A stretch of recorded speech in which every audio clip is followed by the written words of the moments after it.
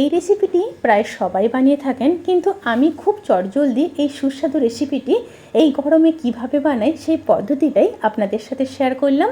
Good evening everyone, শতাব্দীর কিচেনে আপনাদের সবাইকে স্বাগত জানাই। আজকের রেসিপি আলু দিয়ে কাতলা মাছের ঝোল। তাহলে চলুন শুরু করা যাক আজকের এই সহজ এবং সুস্বাদু রেসিপি। প্রথমে মাছগুলোকে ম্যারিনেট করে নেব। তার জন্য দিয়ে দেব পরিমাণ মতো লবণ, 1 চামচ হলুদ গুঁড়ো,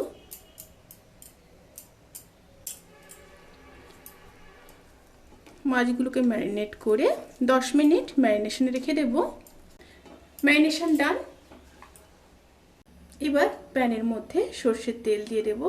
তেলের পরিমাণটা এখানে আপনারা নিজেদের পছন্দ মতো বুঝে দেবেন। তেল গরম হয়ে গেলে মাছগুলো ভেজে নেব।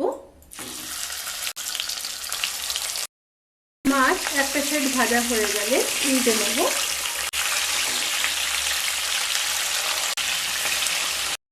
দুটো সাইড মাছ ভাজা হয়ে গেছে, এবার তুলে নেব।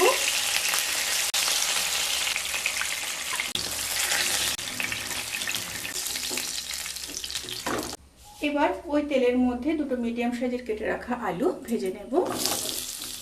সামান্য লবণ দিয়ে দেব, দিয়ে আলুগুলোকে হালকা ভেজে নিয়ে তারপর ফিরে আসছি।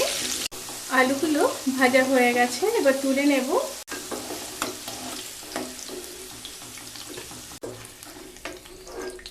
এবার ওই তেলের মধ্যে গোটা গরম মশলা দিয়ে দেব, এলাচ, লবঙ্গ, দারচিনি। এলাচটাকে একটু থেতো করে নিয়েছি, একটু নেড়ে নেব।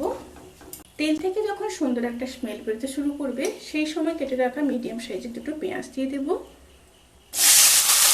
সাথে দিয়ে দেব 1 পিস টমেটো, এটাও মিডিয়াম সাইজের ছিল। আর দিয়ে দেব পরিমাণ মতো লবণ, সাথে 3 পিস চেরা কাঁচা লঙ্কা দিয়ে খুব ভালোভাবে মিশিয়ে নেব। মিশিয়ে নিয়ে সমস্ত উপকরণগুলোকে ভালো করে ভেজে নিয়ে তারপর ফিরে আসছি।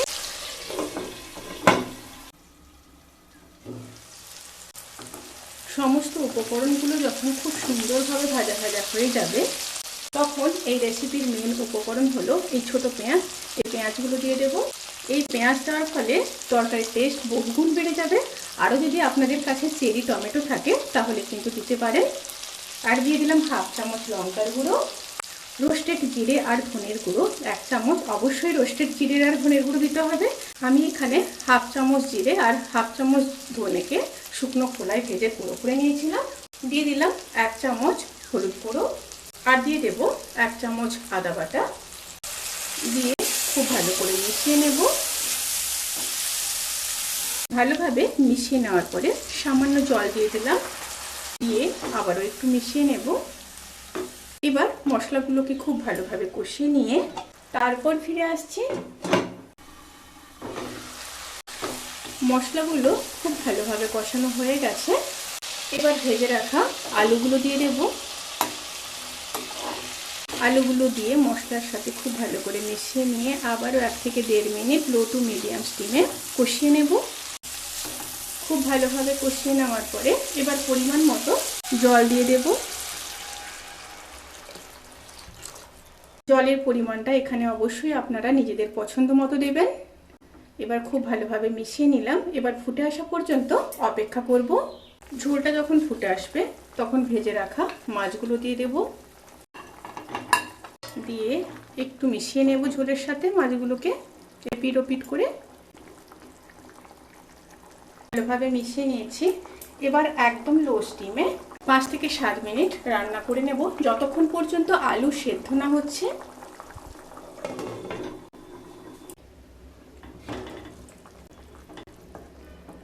রেসিপিটি কিন্তু সার্ভ করার জন্য প্রায় রেডি। নামানোর আগে টেস্ট ব্যালেন্স করার জন্য খুবই সামান্য চিনি দিয়ে দেব। আপনারা যদি না চান তাহলে স্কিপ করতে পারেন।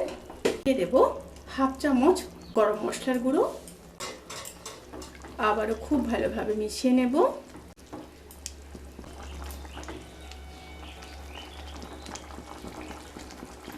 এবার গ্যাসের ফ্লেমটাকে অফ করে দেব। অফ করে দিয়ে 10 থেকে 15 মিনিট স্ট্যান্ডিং টাইমে রেখে গরম ভাতের সাথে সার্ভ করব।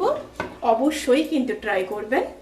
রেসিপিটি কেমন লাগলো প্লিজ কমেন্ট করে জানাতে কিন্তু ভুলবেন না। যদি ভালো লেগে থাকে তাহলে ফলো কিংবা সাবস্ক্রাইব করে পাশে থাকা বেল আইকন প্রেস করে নোটিফিকেশান অল করে রাখবেন, তাতে করে আমি যত রেসিপি দেবো সমস্ত লিঙ্ক আপনাদের কাছে পৌঁছে যাবে। আপনারা সবাই ভালো থাকবেন, সুস্থ থাকবেন, সাবধানে থাকবেন। আজকের মতো এই পর্যন্ত, পরের রেসিপির জন্য অপেক্ষা করুন। টাটা।